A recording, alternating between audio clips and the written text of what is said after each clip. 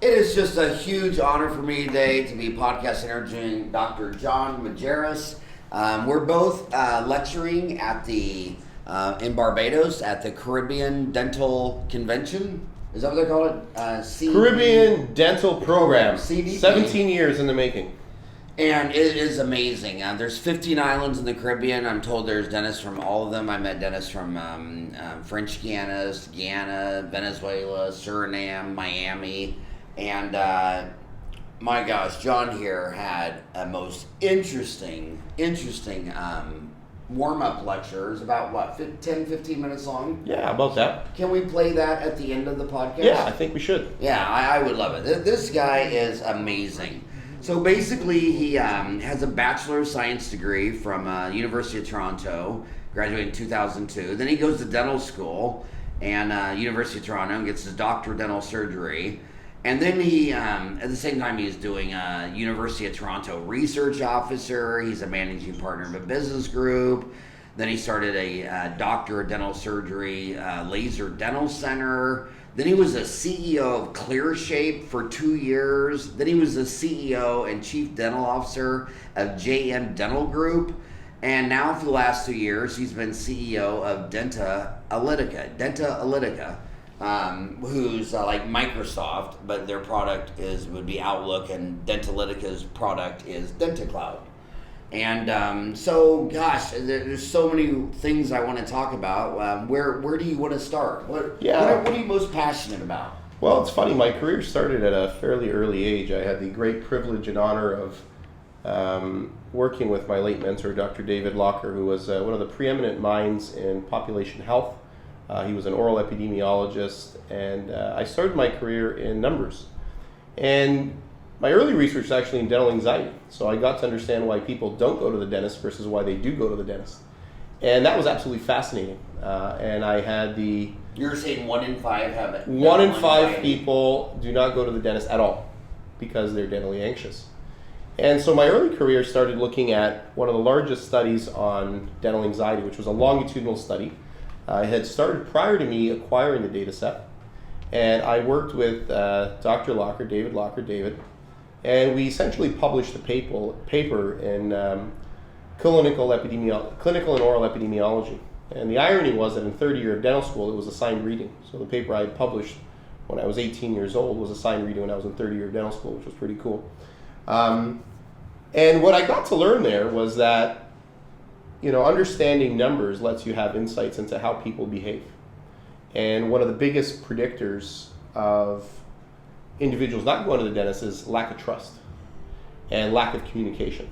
And it actually, my first degree prior to getting into research was in behavioral evolution at the University of Toronto. I did an undergraduate degree.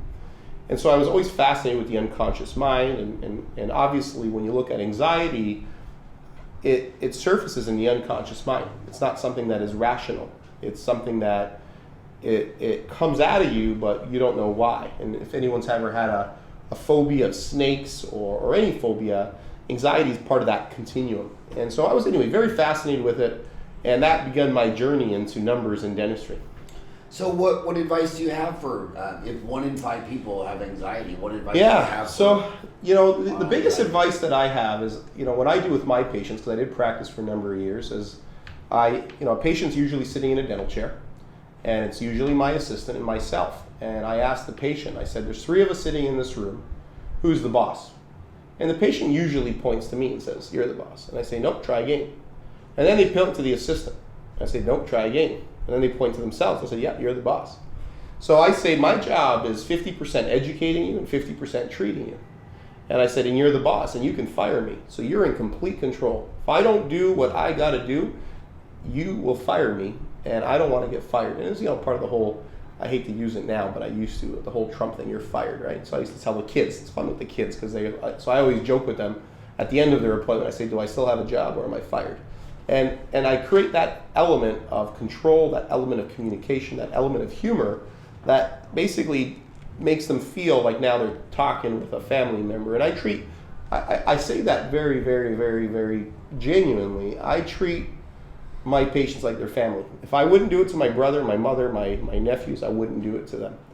And I think that's really important because, as you know, as a practitioner yourself, we used to be one of the most trusted professions. And I think over the years, unfortunately, that has started to change. And I think communication is so paramount to ensuring that society truly trusts us.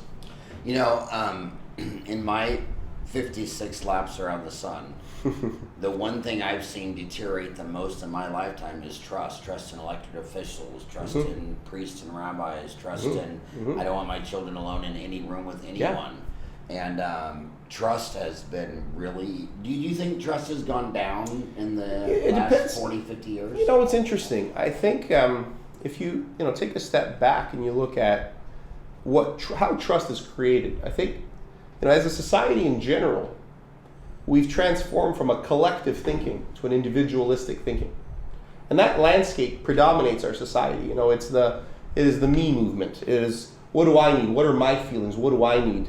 I'm more important. And I'm saying that's very important because I think there's been a lot of clinical manifestations that have become pronounced because of a collective thinking. And when you look at marginalized populations like people who identify as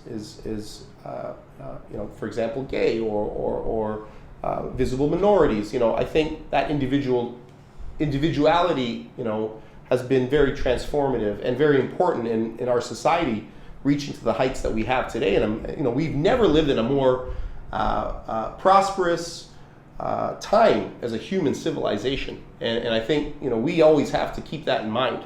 Everything is getting better, whether we feel that it's not or not. It is. Life is getting better. We are the luckiest humans to ever have lived on this planet.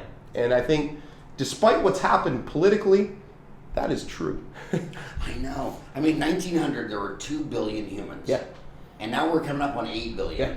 And in that time, there were 2 world wars that killed hundreds of millions. Yeah. And the population is doubled past that. Whereas you go back with the bubonic plague, 1/3 of Europe died. Yep. And it took 200 years to get their population back.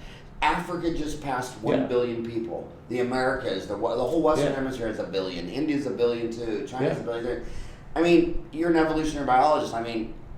Humans are crushing it. Yeah. When you have 8 billion humans living from the North Pole to the South Pole, it's hard to make an argument that these are tough times for humans. Yeah. They're living everywhere. They're living longer. Absolutely. And a lot of people have a lot of doom and gloom, and it's like, God, look at the numbers, man. Yeah. They're crushing it. And I've lectured, like here in Barbados, I've lectured all around the world for 30 years. When I go back to countries I lectured at 10 years, 20 years, 30 years, my human psychology of going around to 50 countries over 30 years, everybody's doing so much better. Yeah. But so many people don't believe that these are good times. I'm like, what do you want to live in the bubonic plague during World War I, World War II, the Civil War? When people are saying these are tough times, I'm like, the Civil War in America, 1 in every 30 people died. Smallpox, when the Europeans came to the Americas, smallpox that wiped out 90% of all the people in the Americas. These are truly, we've come through so much. These are such good times. Well, my big joke, and to tie this back to dentistry, my big joke is, dentistry is the most successful medical profession. We should all be very, very proud of that. No one dies of a tooth ailment. But the reason I was dying to get you on the show is because when you look at these dentists, they're just like, oh, times are tough. And I'm like, well, what is scaring you? And I've always believed, one of my deep theories on humans is that, when the asteroid hit and the dinosaurs were killed, we come from mice. And mice, you look at a mouse in a cage and it's just shaking, it's so scared. And all the other top predators, like sharks and bears and lions, they slowly got to the top, being able to kill anything. They have no anxiety, they're not nervous. A lion will kill you, eat you, and sleep for 3 days. Sure. But humans, for millions of years, were living in trees and they were afraid of hyenas and afraid of lions and afraid of tigers, and everybody was going to kill them. And they're just like mice. They're always scared. They always have anxiety disorders. And they love fear. Like when you start talking about, like when you go to Wall Street and you start talking about the whole thing's going to crash, like 20% Sure. of investors like, oh my God, I love this. Tell me more about how the whole world's falling apart. You go to religion, 20%, the end of the world, the reckoning. I mean, they just feed on fear. And then on these, and like I say, they're not sharks, bears. They just had something change in their brain. And the next thing they're smart, the next thing they're the apex predator, but they're still this scared little monkey that evolved from a scared little mouse. I mean, go to the store and look at little mice and gerbils. I mean, they're just scared, and they're always scared. And then I asked them, I say, because I know they're very susceptible to fear. And I said, well, what are you scared about? And what do they say? DSOs. Yeah. We're all going to be working at McDentals, and you know as much about DSOs as anybody I've ever met. Yeah. So I want to change this conversation to, I know what will make them listen. All I got to tell them, DSOs are going to take over the world, and they're all going to really, I'm going to sell my office and buy gold, and the earth is falling. But but DSOs, they're, what is your opinion of a DSO? I love what you said in your speech.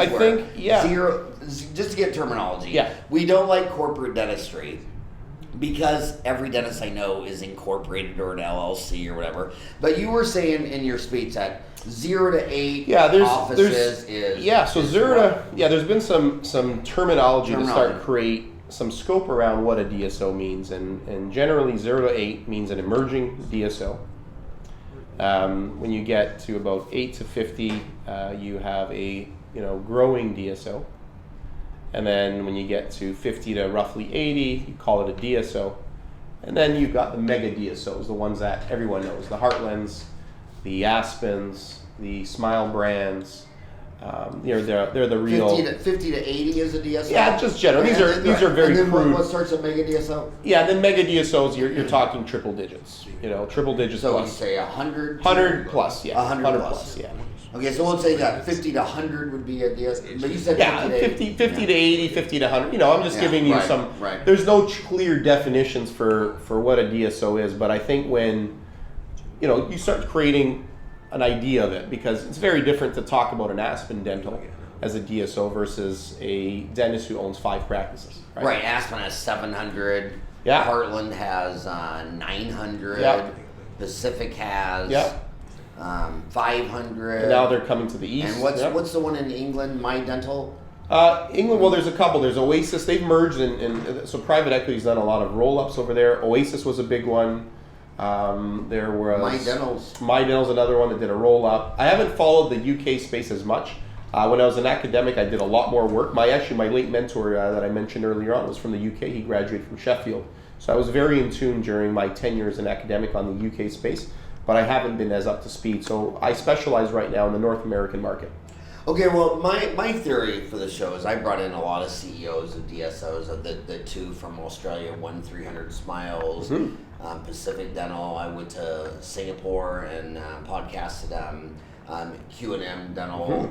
I've had Heartland, all of the DSOs, because my theory is, man, if you're running 500 dental offices, surely you might know one thing that a dentist running one office. Yeah. And so my homies are all over the board. A lot of them are DSOs. Yeah. I know a lot of DSO people are big fans of the show. But if I can point to one fundamental difference that I think will change how your traditional dentist thinks about things.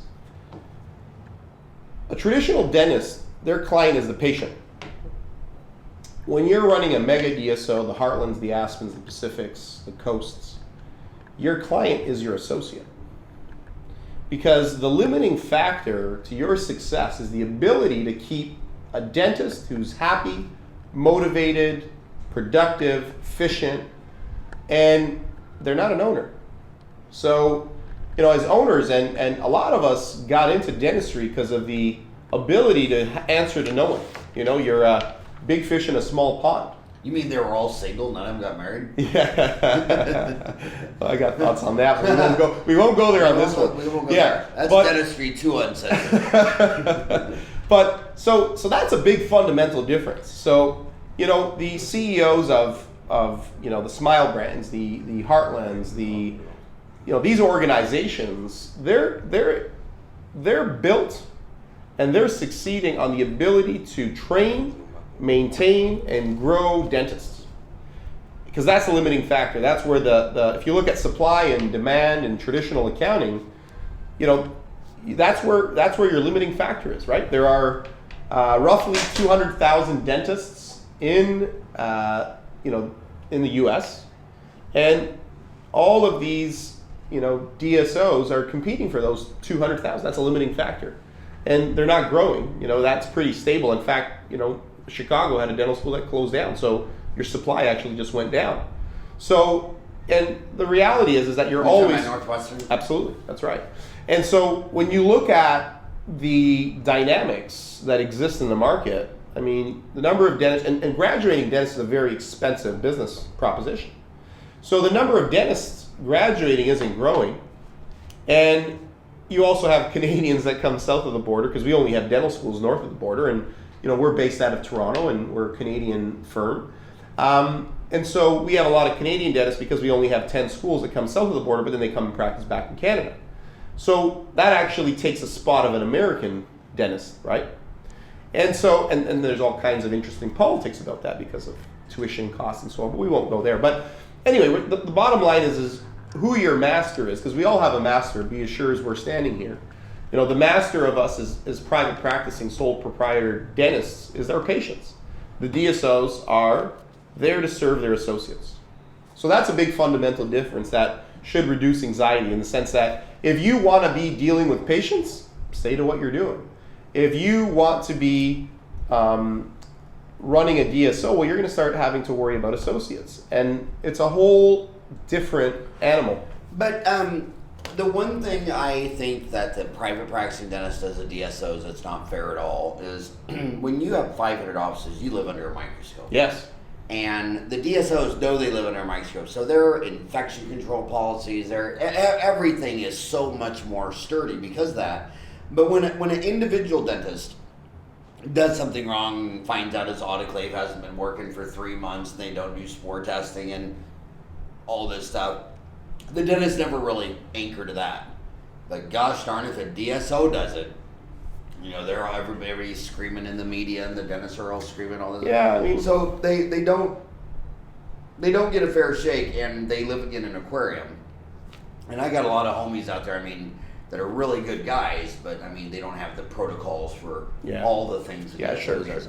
But so I want you to address something that you know a lot about, and that is the red flag that none of these companies can go public. Lyft loses $1 billion a year, and they just went public. Uber's going to go public. They lose $2 billion a year.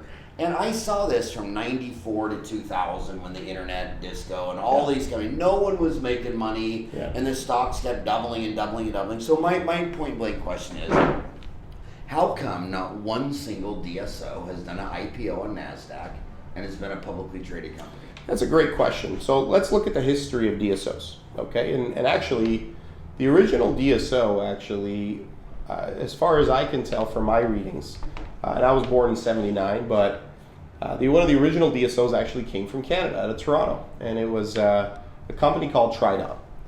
And Trident was national in Canada. They had started by another Howard, Howie Rocket. Bingo. And Howie was named after Howie Rocket. And just as an aside, Howie was such a trailblazer that he brought the Royal College of Dental Surgeons to the Supreme Court because they didn't allow him to market. They didn't allow him to, and he won. He won one of the biggest judgments in Canada, and it transformed the industry. Okay, he was a real trailblazer. Was that 73? No, that would have been in the early 80s, mid 80s is when they really had their climax. So that started where I live in Phoenix. It was in 1973, I believe it was. So they started in the 70s, but they really came into their own in the 80s. Yeah. So in 73, I think it was Goldberg and Osborne.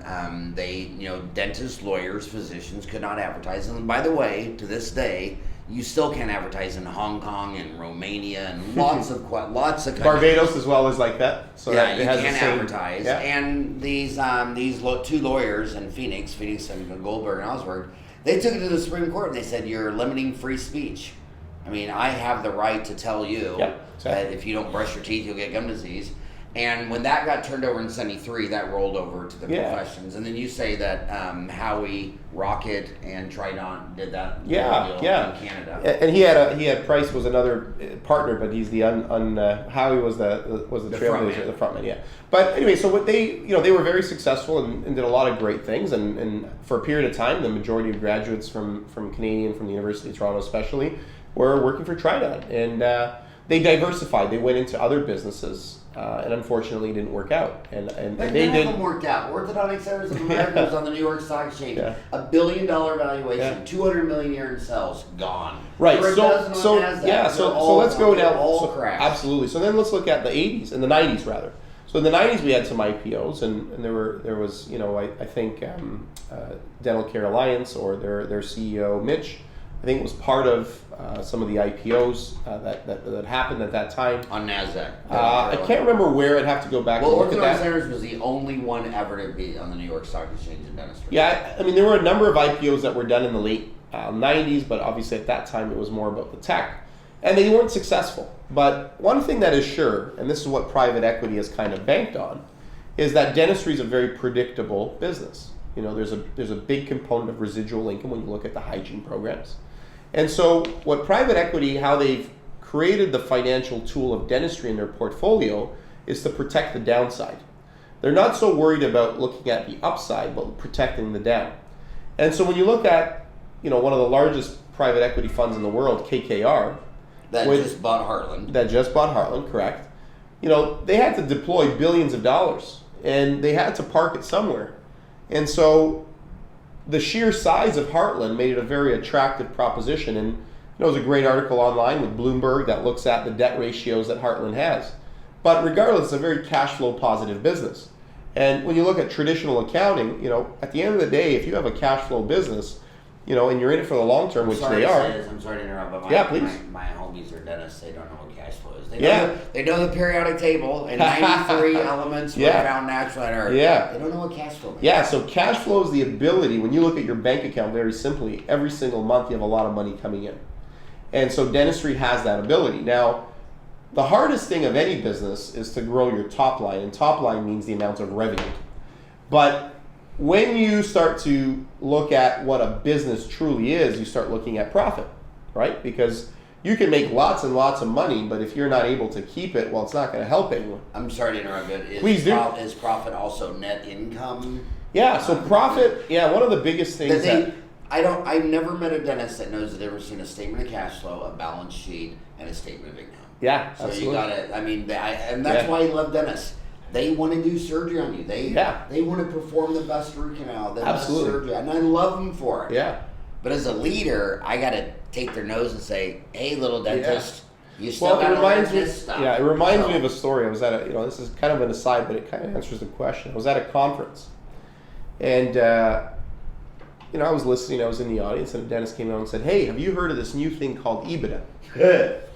And I said, I kind of wanted to listen, so I said, "Oh, you just heard about it?" And they're like, "Yeah, I just heard about this thing, EBITDA, and they're paying multiples of EBITDA. That's what people are paying." And I said, "Well, what does EBITDA stand for?" And they said, "I don't know." So EBITDA stands for. So let's talk about EBITDA, because that's a great definition for looking at what profit means, and it's earnings before interest, taxes, depreciation, amortization. And so I went backwards. So earnings before interest, taxes, depreciation, and assets. All right.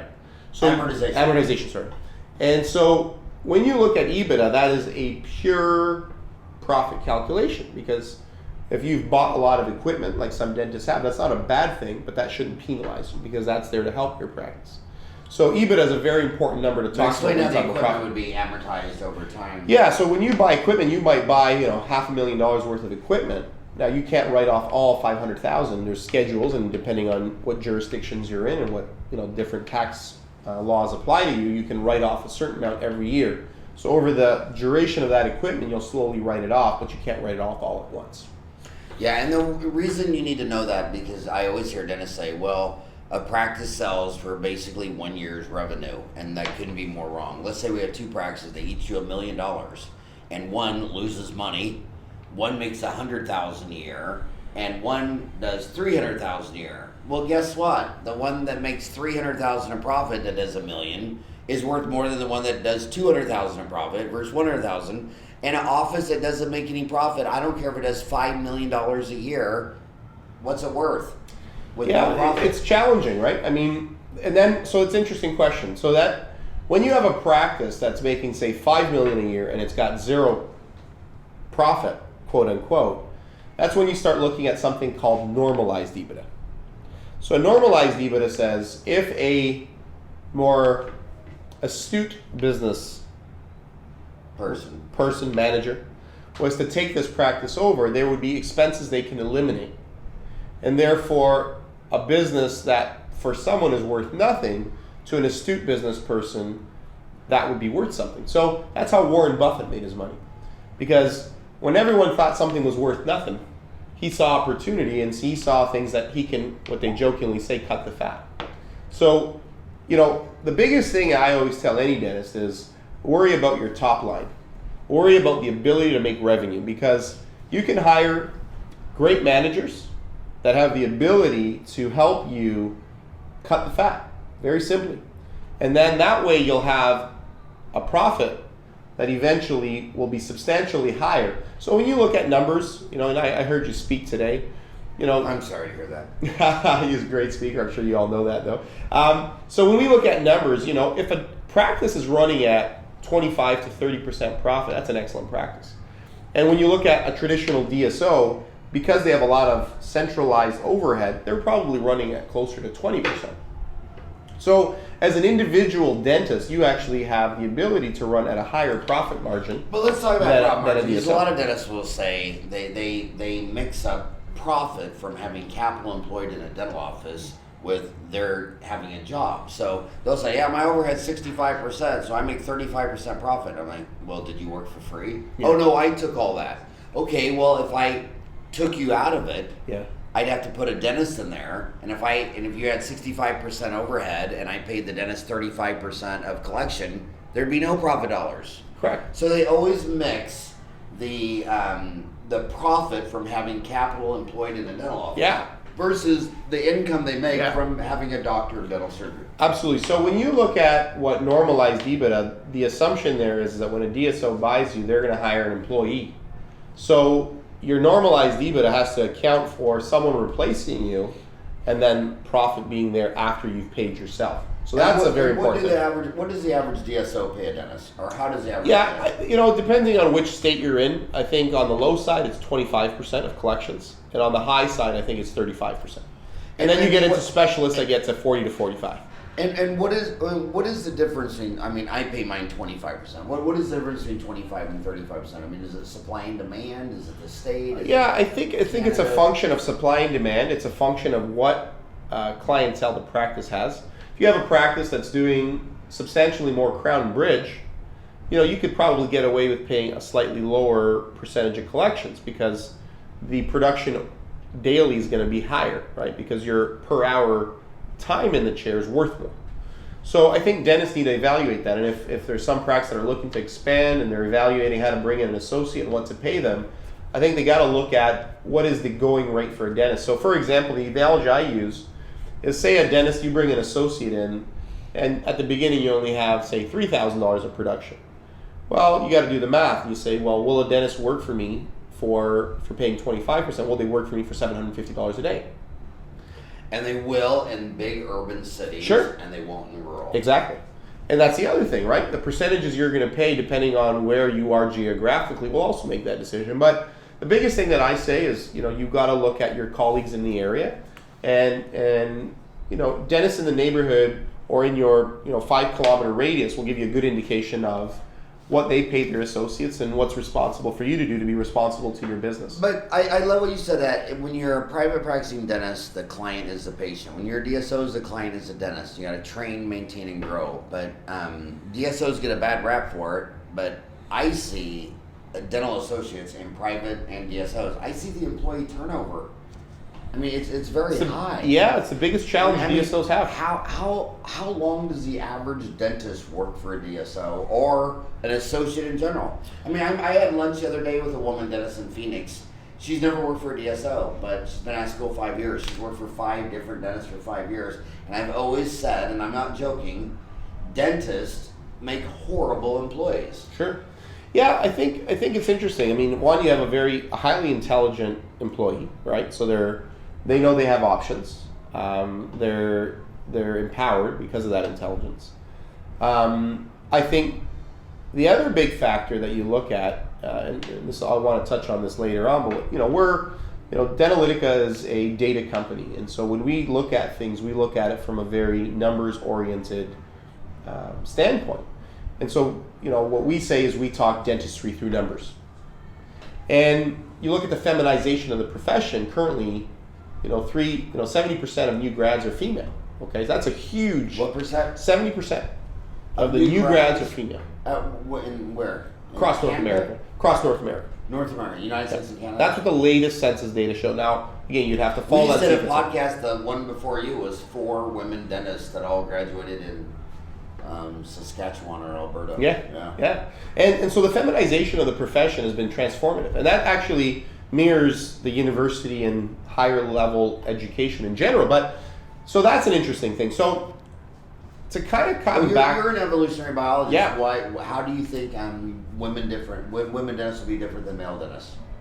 I think there's a lot of things. I mean, I genuinely, having been a male, I think females tend to be more conscientious. I think they tend to be more empathetic. I think they tend to be.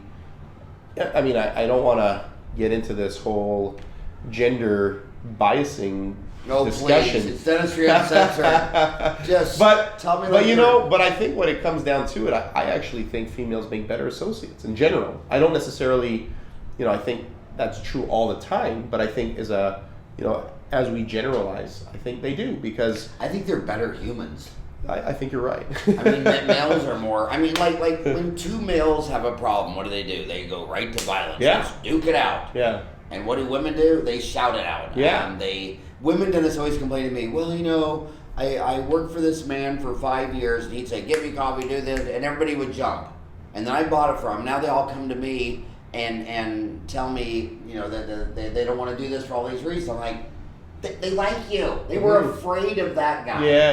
And they know you have empathy, so they're communicating with you. And you're pissed off because you just want them to fear you? Yeah. It's a compliment. That's a good point. It's a compliment that they all feel safe. Yeah.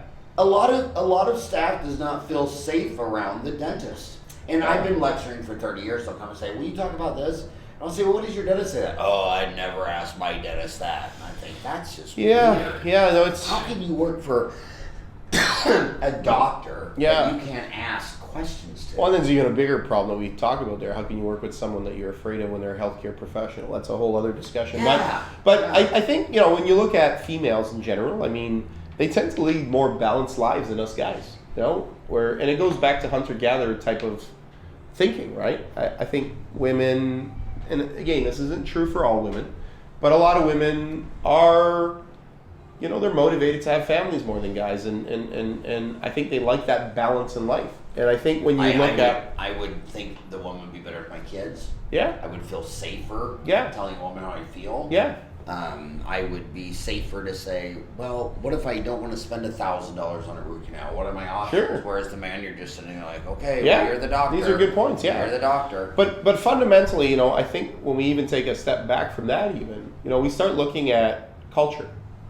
And, when you look at what's happening in the world in general, and this individualistic notion of self, it's difficult to create culture and community and unity. And so I think a lot of DSOs are now investing in that. They're investing in the ability to have culture, which is a different challenge than a dental practice will have, okay? So I guess, here's, coming back to our original discussion, what we've been talking about over the last couple of days as we, kind of navigate this conference and through the various speakers.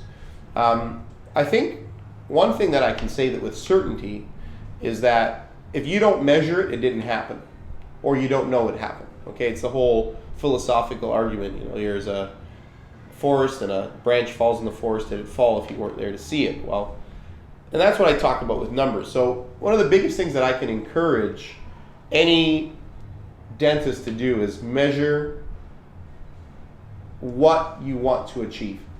And target setting and forecasting and knowing and road mapping are so important to success. But they don't. Their franchisee is a non-profit American Dental Association who's proud of the fact they don't make profit.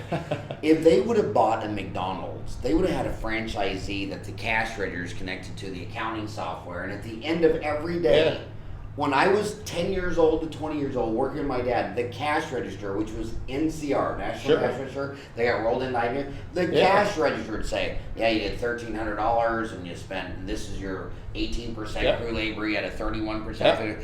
These dentists have Dentrix, EagleSoft, and SoftDent, and it's not even connected to any accounting software. And then I go in there and their accounting software is separate. So they have their Dentrix over here, and then they have QuickBooks Pro over here. I'm like, QuickBooks was made for an individual. and then you look at sophisticated accounting, like Peachtree was bought by Sage. Sure. Microsoft, Great Plains Accounting. Guess how many dental practice management softwares merge with Microsoft Great Plains Accounting? Yeah. But they merge with Windows, And so when you're talking about numbers, I can tell you, I've been a dentist 32 years. Sure. These guys, if they would have bought a McDonald's, a Subway, or a Kentucky Fried Chicken, that software would be there. You're right. So that's exactly what we did at Dentalytica. There's Stevie Wonder. So one of the things that we did at Dentalytica, and having owned hundreds of practices over the years, and having been in this space, we developed the software to address these concerns.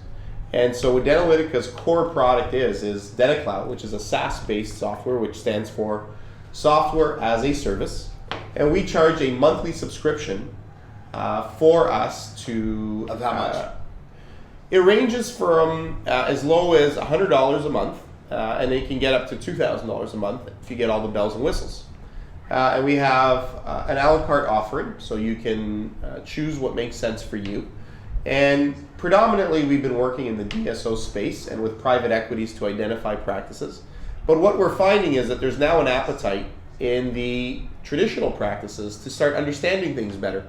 Because, you know what? At the end of the day, we live in one world.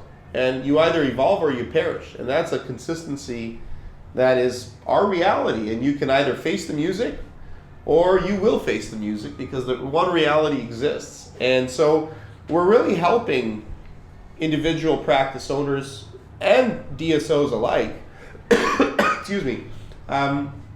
start to understand their numbers, start to understand what it means to be successful. So what? Go into more detail. So Dentalytica. Dentalytica, yeah. Dentalytica is the company. DentaCloud is the product. It's 100. I think it sounds good. Yeah. Do you think it sounds good? Yeah. The band bother you? No, not at all. Does the band bother you? We're in Barbados, so we gotta go with it. It's part of island life. Yeah. What numbers are you tracking? Yeah, so I think, we have 3 core dashboards. And one of the core dashboards that we have is financials. We then look at scheduling, and we look at patient satisfaction. So if your numbers, if you start... Okay, so financials, scheduling, customer satisfaction. Okay. Those are the 3 core dashboards that we have. I'm not texting my 4 boys. I'm actually taking notes. There you go. So financials, scheduling, and patient satisfaction. And then what we do when you log on, there's 3 things that you see that are based on these dashboards. You see a grade, which is the grade of your practice. You see the worth, which is what your practice is worth based on traditional accounting metrics. And then you see your value. So the value is what we create for you. So we spent a lot of time talking about numbers and analytics and DentaCloud, which is our one core business. We have 3 core businesses. And so we call it A, B, C. So analytics is our A, and that's where DentalTown is. B is our brokerage business. So what we do is we consolidate practices and bring them under the DentalTown platform. So essentially you have what was that called? Analytics and then... Analytics. So it's A, B, C. So analytics, brokerage, consulting. Those are our three divisions of our company. And so the analytics is our core because numbers are our common language. And we talk dental through numbers because, it's funny because you have all these different softwares, right? You got Dentrix, you got EagleSoft, you got Open Dental, you got Planet DDS, which I think is an incredible piece of software. We'll talk about another time. Yeah. You want to talk about that now? Why did you like Planet DDS? Well, you like Planet DDS the most? Yeah, I love Planet DDS because Planet DDS has innovative ways of approaching the evolution of the dental market. And they're a cloud-based solution, so they're also SaaS-based, so software as a solution. So software as a service, sorry. And what they do is you don't have any upfront costs, you just pay a monthly fee, okay? And so I think Denticon, which is their software, which is owned by Planet DDS, is an incredible product that makes it very easy to integrate in your practice. And it also gives you access to numbers, and we're in discussions to certify and make Planet DDS a DentalTown certified partner. And what that organization has done is they were doing cloud computing before pretty much anyone. They were definitely one of the beginnings companies. But what they do, which is amazing, I was just in San Diego at the ADSO, and they brought together all their users, their doctors, and they genuinely listen to their challenges and what they need, and they evolve the software for them, and they have a Denticon Summit. And it was just so impressive. They have a family-oriented environment, they listen to their doctors, they grow with their doctors, they empower their doctors, and it was just incredible to be part of, and I had a privilege of joining as we look to engage with their certification process. But to go back to what I was talking about, so analytics is very important. And so what we do is we focus just on analytics. So there's, practice management software is what we all use. It's what we all know. That's the Dentrix, the EagleSoft, the Open Dental, the Planet DDS. And that's practice management software. What we do is we just focus on what the numbers are telling. So we essentially translate. So every single software collects data in a certain way. What we do is we make it all talk one language, and we do that through numbers, okay? And what we basically create is summaries within each of these dashboards for proven systems. So we roadmap success. And what we do is we kind of said, well, there's a lot of software out there, and dentists want to be in the mouth because that's where they make money. If they're performing treatments, they're making money. So they don't want to learn another piece of technology. But they will learn a piece of technology if there's enough, growth, if there's enough benefit, okay? And so what we did is when we decided to say, what will DentalTown do? So there's three things it does. One, it shows you your grade. We all, being dentists, we all had to get pretty good grades. Is this part of the analytics or the brokerage or the consulting? So that's all part of the analytics. This is the software, DentalTown. So when you log into DentalTown, you're going to see your grade, you're going to see your worth, and you're going to see your value. So right now, dentists spend a lot of time looking at their portfolio on their phones. And guess what? Your biggest asset as a dentist is your practice. And so you should be watching your biggest asset every day, and your portfolio is not that. So we thought, well, what will help them? What will help them engage with the software and make it part of their lives? Like, do you remember the first time you used Windows? Yeah, Windows 95. Windows 95. How fast did you learn it? Yeah, how many times did you swear using it? Yeah. Right? Yeah. So there's a process.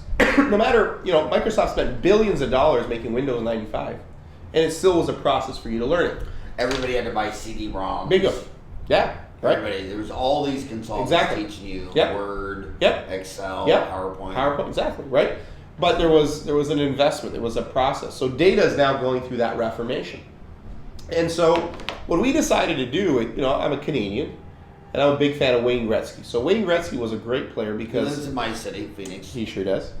And I was actually part of the Coyotes as well, the organization, the Coyotes for a while as well. You were? Well, he was. Yeah. Yeah, he was. So Wayne Gretzky was one of the greatest athletes that ever lived because he went where the puck was going, not where the puck was. And so we pride ourselves in that at Dentalytica. We kind of want to be where the puck is going, not where it is today. And we're all starting to learn this language called numbers. And, when you look at mathematics, most people are pretty intimidated by it. It's like math, calculus, finite, all the algebra. But really, it's the only human universal language that exists. And so we can all communicate. We all want to be understood. There's a fundamental innateness in us to want to be understood. And so if we can have a platform that we can understand each other, it's numbers. And yeah, it's not sexy and it's not romantic, but guess what? It works. And we all want things that work, And so when we conceived of creating Dentalytica, we said, what are the most important things? And if you look at the emerging trends, private equity is gobbling up practice at a faster rate than ever before, okay? And everyone's talking about what their practice is worth. And in real estate, we have the MLS, the multiple listing service, right? And everyone knows what their house is worth. And when there's a hot market, how many people go and check, my house is worth X or Y? But you can't do that with a dental practice. You got to use different brokers that sell you snake oil, quite frankly. They never know what they're going to sell. So how do we start to standardize and how do we get people to know what practices are worth? And so we're collecting data on every single sale. We're going out there. We're part of a lot of these sales.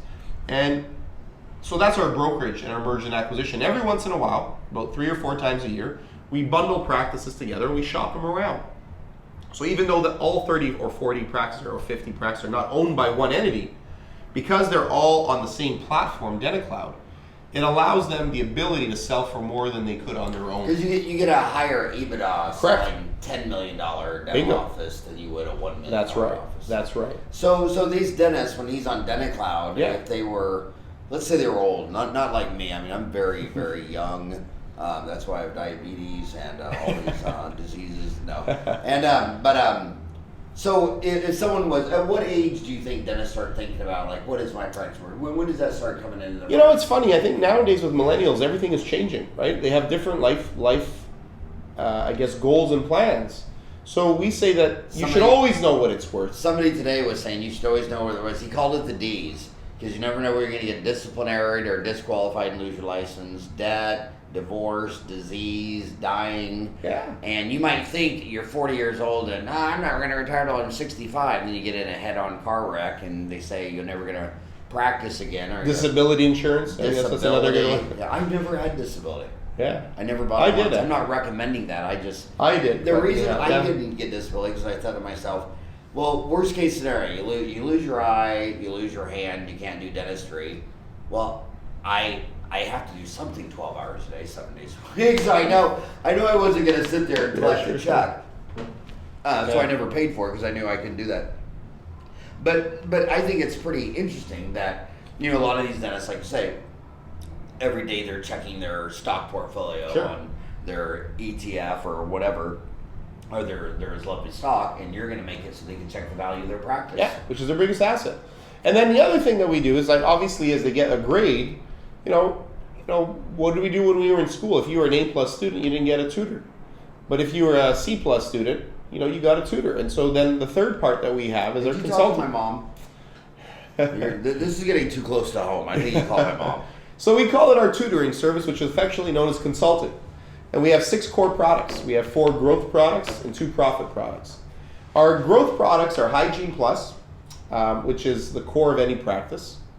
But actually, let me just go one step back. So Marketing Plus is our core. I consider it a standard product, not a core product. Because marketing doesn't make you money in and of itself, right? You got to build to make money. But it's something that has to be there. It's a standard. You just, you got to have a website. You got to have a proper sign. You got to have a community presence. So these are the 3 things: website, sign, community presence. Those are core values that we help build in any practice we consult with.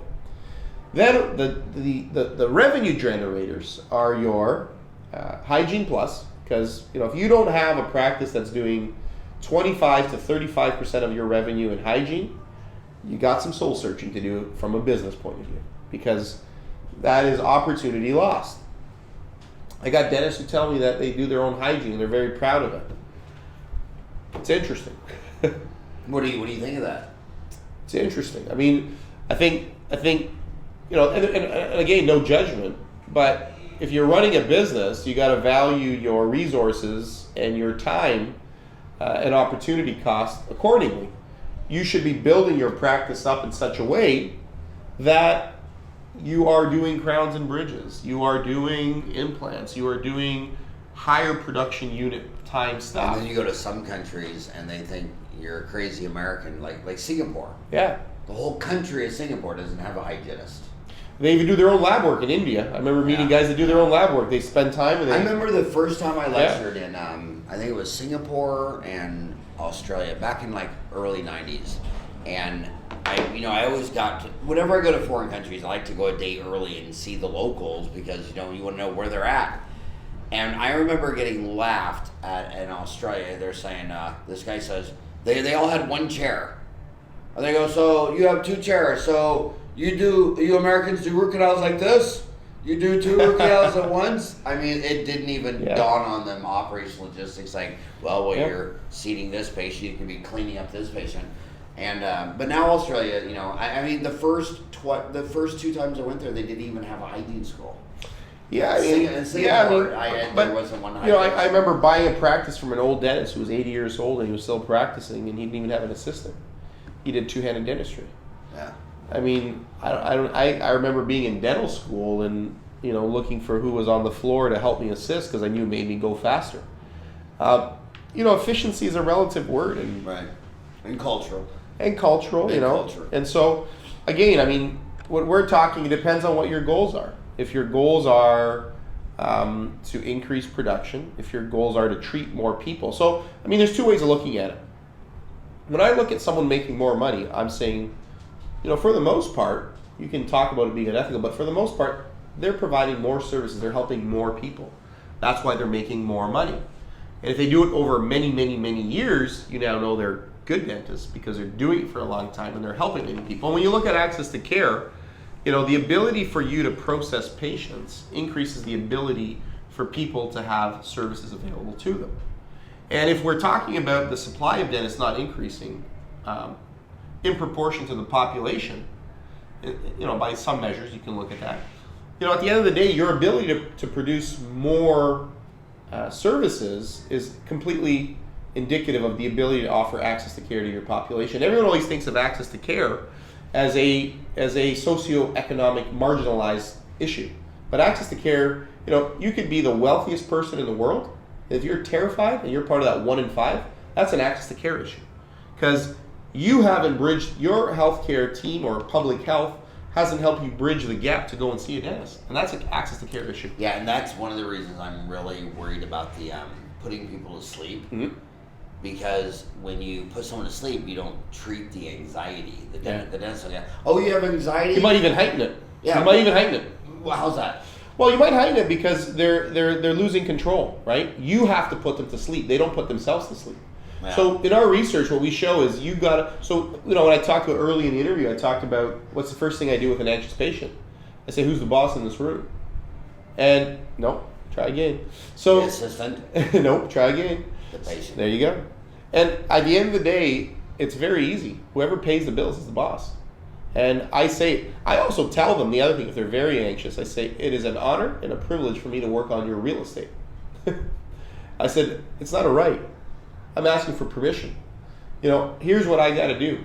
I got to fix X, Y, and Z. I got to do a 2.5 MO. I got to do this. And they got to agree. That's part of informed consent. America is very behind Ireland, England, in your very many Scandinavian countries. They don't want to put you to sleep. They want to treat your anxiety. They want to talk it out. They want to build a relationship. They want to build trust. And they want to try to get to, why are you afraid of the death? Yeah. I mean, most of the time it doesn't even make sense. The guy is sleeved and has how many needle bricks are in a tattoo? They got a pierced ear, a pierced tongue. They got a thing in their deal. So they didn't have to get knocked out for all of that stuff. So before you just go saying, oh, we're just going to knock you out. Well, no, you're a doctor and it's a human. You need to start talking about why or do you have this anxiety. Yeah, no, and absolutely. Sometimes it goes all the way back to childhood and they don't even know why they have it. Yeah, no, absolutely. Yeah. So part of the biggest thing, so when we look at our hygiene program, so going back to our core services. Like a lot of people coming into a regular hygiene program is they're not explained, why do you need a 3-month program? Why do you need a 4-month, a 6-month, a 9-month? Some people can probably get away with having a cleaning once a year. So that's part of communication. That's part of building trust. And so we develop these. We develop these communication parameters where we work with them. And then we follow it up. We look at it. We look at opportunities. We look at what they've committed to. And is there follow through, right? How many times do you sign up for the gym? How many times do you sign up for the gym? I've had a gym membership my whole life. Right. Yeah. But the gym membership works that you got to pay your fee. And if you don't show up, they still get paid. I always go every three years. Every 3 years, there you go. You got to pay renew every the month. I can go every third year. Exactly. So, in dentistry, it's different, right? Because in dentistry, they can have insurance and they can commit to a 3-month or 4-month, a 6-month, or whatever program they commit to. But if they don't show up, we don't get paid. So, obviously, there's been a communication breakdown when they don't come in. And so that's a failure. That's a failure, as the movie says. We got a failure to communicate, right? Mm-hmm. And so what we got to see is how do we help our patients understand the importance of regular periodontal scaling, root planing, and how do we communicate that? And how do we get our hygiene team to do that? So you're doing that now. So you have you have a company, ABC. Yep. And it's analytics brokerage consulting. Yeah. So the analytics is the DentalTown, right? So let's go back to that. So let's say they have open dental. I'm going to be selfish. That's what I have. Yep. So they have open dental, and I do all my accounting on Sage. Yep. Which used to be Peachtree. Yep. I tried to get my staff to go on Microsoft Great Plains. Yep. Because Microsoft's a bigger brand name, and I thought I should be doing this big brand name, but my staff did. They're like, Howard, we don't like it. They don't like Sage. They like Sage. So this dentist, say is on the most common is probably what, Dentrix? Dentrix is probably the number 1 software in America, yes. And what's number 2, you think? I would probably say EagleSoft if I had to guess. And then what would number 3 be? I guess then you get into flip a coin territory. So, in there would be the, Open Dental. PracticeWorks. PracticeWorks not as much. I would look at all kinds of, I'd say, you got, there's so many. I mean, So yeah. let's say they have one of the top dozen bills, and they always use QuickBooks. Sure. Because I guess probably number 1. I guess they bought QuickBooks when they started a lemonade stand when they were 5. And is there a DSO run on QuickBooks? No, but they all have enterprise level stuff. Yeah, but these dentists aren't going to be able to scale to an enterprise. I mean, my homies, like myself, I only have 1 office. Yep. I could have gone the DSO route a million times. Yep. Been begged to a million times. But I'm old school. And I always thought, dentistry is a doctor-patient relationship. Sure. And you savored that, and that's what you wanted to be. Yeah, and plus you only live once. That's what I want to do. I don't want to manage 10 dental offices and 10 dentists. I have a hard time managing my own patients, my own staff. But I think a lot of young dentists, have this dream of being a DSO owner without knowing what that actually means. But again, what does DentalTown do? So DentalTown helps. If I had Dentrix and So if you own 2 practices and one has Dentrix and one has Open Dental, for argument's sake, right? What happens is Dentrix talks one language, Open Dental talks another language. And so what we do is we bring them up into the cloud, into DentalCloud, and we make them talk one language. And so we create primordial data. So what does that mean? Primordial data makes us grab the number of new patients. It creates cells which has specific numbers which are measured. We then have developed algorithms. So what are algorithms? Algorithms are ways that normalizes how things are. So for example, you could have an algorithm that predicts the revenue for the month. And you can look at various metrics that consistently predict what your revenue is. So we would measure that. And so that would let us forecast, okay? So we have algorithms, and it's kind of like Google. What are algorithms, right? Like when you go on Google, here's the best way to put it. When you go on Google and you say, I want to buy a new, car, and you put in parameters for sports car and X, Y, and Z, Google finds things that you would be interested in because it profiles you, and it creates algorithms based on you. And so kind of what we do, right? So what we do is we have algorithms that predict success for a practice. So I jokingly tell people when they say, what do? We say, what Google does for you to find the right product, we do for you to create a successful practice. All right, and that's what DentalTown does. So what Google is to the consumer, DentalTown is to the practice, right? And so then we give you a grade, and we want you to follow the footsteps of proven roadmaps to success. And we help you along the way. So there's questionnaires that you finish when you complete when you first log in, and then we help you achieve those goals. Now, if you can do it on your own, well, you're great. Just like when you learned calculus, or maybe you didn't learn calculus. But if you got an A, I was actually Sir Isaac Newton's teacher. There you That's go. how old I am. There you go. So if you got a good grade, well, you didn't need tutoring. So then what we did is we basically created a consulting service. So we actually started in consulting. That's my background when I was a researcher, and I was in the consulting space. And so what we did is we basically we tutor you to help you get to your success. And we have different programs that usually they're about 12 months, and we tutor you for a year. And then the goal is that we get you to a point that you can be successful on your own. The brokerage part of it came in because people will start adopting something if there's enough of a carrot. I jokingly say carrot, but everyone wants to know what their practice is worth. So that's a starting point for you to use the software. It's like Word. What's the first thing you learn how to do in Word? Well, you start typing. Then you learn how to bold something. Then you learn how to underline something. You learn how to print something. So we wanted something there to make it a sticky product. And at the end of the day, everyone wants to know what their biggest asset is worth. That is an absolute reality. And I always jokingly say you put 10 buttons on this wall, and one of them was, how happy is your wife or your partner? Where's your next vacation, et cetera, and you put what is your practice worth? They're all going to click on what's your practice worth, right? Yeah, and another thing, some of the, I've had a monthly column in dentistry since 1994. I've lectured 1,000 times, so I get a lot of really scary phone calls. Like, my husband just died, and some widow's talking to me with 4 kids. She didn't even have a clue. Yeah. It's Thursday night. She can cancel patients tomorrow. But if she was on this, she would be closer to liquidity, wouldn't she? Absolutely. There's a constant, and they can actually click a button. There's a constant liquidity event that they could be part of. Explain what liquidity means. So liquidity means the ability to create an asset that has no cash value tomorrow, and to making it a cash value tomorrow. So never let your money get too far from cash. Bingo. And so the idea is that you could have a house and it's worth something, but until you sell it, it's not cash. So you don't know what that house is worth until you put it on the market.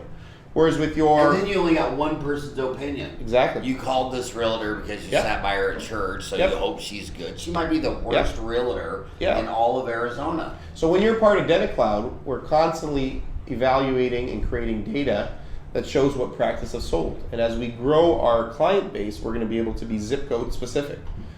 Postal code specific in Canada. So then that way, like the MLS, you know what you're worth. And so... So are you a Canadian player or a U.S. I think we're both. I think right now we have a much firmer grasp of the Canadian market because of our origins. We're continuously growing our footprint in the United States. And so we fully anticipate to have full coverage across North America. And we have some strategic partnerships that we're continuing to grow.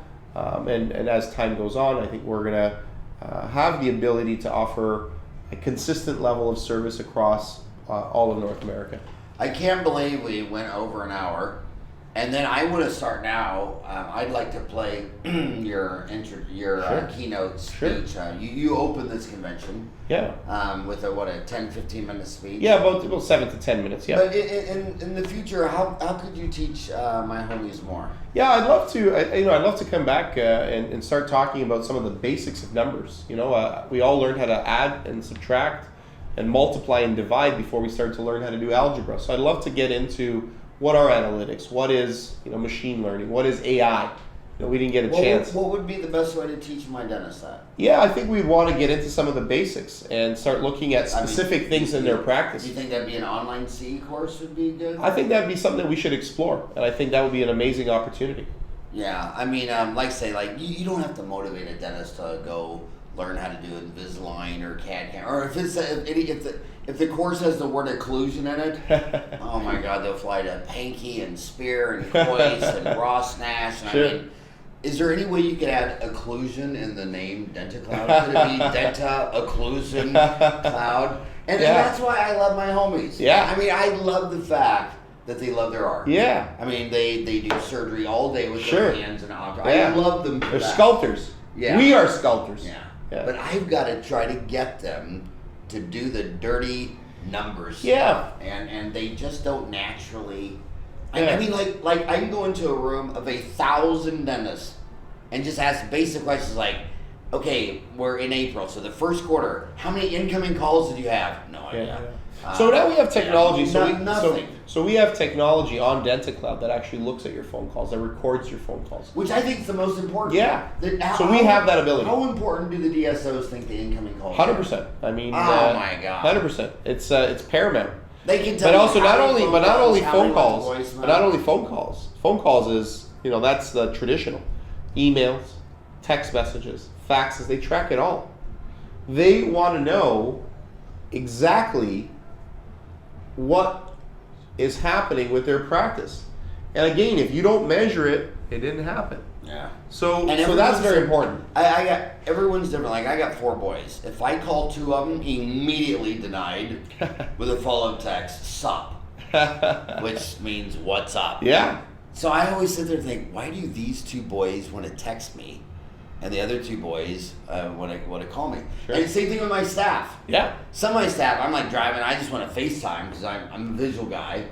And I got 50 employees, and there's a lot of them that do not want me to see their. Yeah. And I don't know if it's they're at home or they're whatever, but so people are very complex. Yeah. And they're very different. Some are texters, some are emailers, some are phoners. Yeah.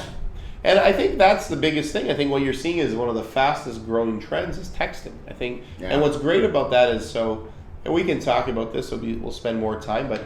We work with Stanford University. We have a flagship program that we're building. We work with Creative Destruction Labs out of the University of Toronto. So if you want just a couple of teasers for hopefully our next podcast. So we have a group out of Toronto that has written machine learning code that can diagnose an x-ray with one click of the button. And it can see decay, it can see pathology, it can see all kinds of things. So, that's pretty powerful stuff. So you can get a second opinion. You can also have the ability of a patient to basically subscribe to the service. So a lot of radiologists are quite afraid of, their future being replaced by machines. And I just want to end on this one thing. Yeah. So for the history of mankind, we've had the same argument that when they came out with the what was it, the in England when they was making the what did Berkshire have? The textile mills. Textile, sure. Oh my God, the genie, the cotton genie. Yeah, the cotton genie. I mean, every time when the cotton genie came out, it was going to destroy all the jobs, and they were mobbing. Cars. Henry Ford is the biggest one, yeah. And you know what? You're always trying to protect the job that you don't want. Like you're afraid of an automatic semi truck driving across the country. Well, did you want to drive a semi across the country? Yeah, a tractor and farmers. Sure. You know how boring it is to drive back and forth. 8 hours a day planning, and you're always trying to protect something that nobody wants to do. And when you automate that job, it increases your productivity. And no one would be a dentist 300 years ago when everybody was doing agriculture. You're right. Now that you only have 3% of Americans growing all the food, well, we got to be able to leave the farms and become dentists and hygienists. And if we all had to plow the field of the right. The funniest story was when Milton Friedman, Caterpillar lost an account to India because the new Prime Minister of India doesn't know economics, and he canceled all the equipment orders because he said, I got 1 billion people, they need jobs. Put 'em to work, sure. So they hired Milton Friedman and sent him to India, and they said, what's up? He said, well, these people, if they buy a tractor, it's going to get rid of all these jobs. But if they're doing it by hand, then we'll have lots of jobs. And Milton said, well, if that's your theory, then take away their shovels and give them spoons. And then Milton thought, well, that's... Well, it's interesting. We started this podcast talking about how we are in the most prosperous of times. We have 8 billion people. And the reason why is specialization. When we were hunters and gatherers, everyone did everything. Everyone, it's the old saying, what is it? How's the saying go? Jack of all trades, master of none. Right. And as we started as primitive cultures, that's what we did. We just did everything. And as we became more and more specialized, we got to have cities, and we got to have more productivity. More productivity. And so we have this great lifestyle and this great quality of life as a function of our specialization. And different people are talented at different things. You can't do everything all the time. And so this specialization, it's kind of like the body, right? If you look at our organs, and we're all medical geeks, right? You know, the liver does one thing very well, and the heart does another thing very well, and the brain does another thing very well. And as a function, we have a human. And we exist in this homeostatic environment as a function of all our organs working together. And that's exactly what society is. Society is the ability to have different, organs, quote unquote, different members of different segments of different industries, all cohesively working together. Blue collar, white collar, and on and on. You can go and talk about this, but we all function more efficiently because of the ability to have division of labor and specialization of labor, and that's what makes us great as a world, as a population, and it's amazing what times are ahead. So what website should they go to learn more about you? Yeah, so our main website is dentalytica.com. Dentalytica.com. There it is. Denta, if they're on YouTube, they'll see that. But if they're on iTunes, it's Denta, DENTA, Lytica, LYTICA, dentalytica.com. Yep, and they'll be able to access our 3 divisions, our analytics, which is DentaCloud. They can log in there if they have a subscription. We'll be launching DentaCloud 2019 at the Ontario Dental Association, which is the largest dental conference in Canada. It's the Super Bowl of dental conferences, I jokingly say, in Canada. If anyone wants to come out, it's May 9th to 12th. I would highly encourage you guys to come out. We'll be releasing DentaCloud 2019, our latest and greatest software offerings. Again, you can also access our brokerage division. You can get in touch with our people. You can meet some of our team. And then consulting services, again, we operate across North America. So by all means, feel free to reach out. We'd love to hear from you all. And his name is Dr. John Medeiros. Yeah. Is that Greek? It's Greek in origin, absolutely. I spent a big part of my life over there, and proud heritage. And any relation to Socrates, Plato, or Aristotle? I think if we go back long enough, hopefully. But we're farmers. I came from a farming background, so who knows? It was an honor to podcast you. Pleasure. Absolute pleasure. Thank you so much. Thank you so much.